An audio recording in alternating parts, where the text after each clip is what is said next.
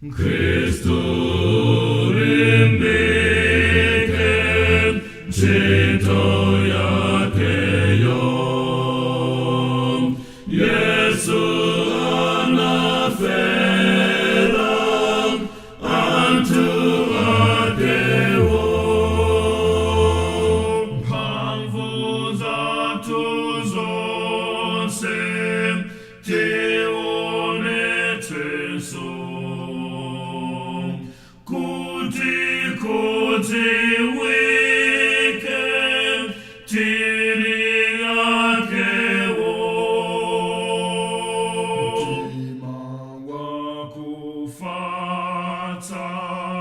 amakondako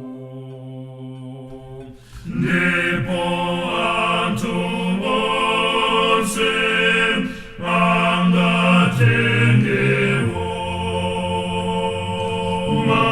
Mapemphero athu tikakwezebe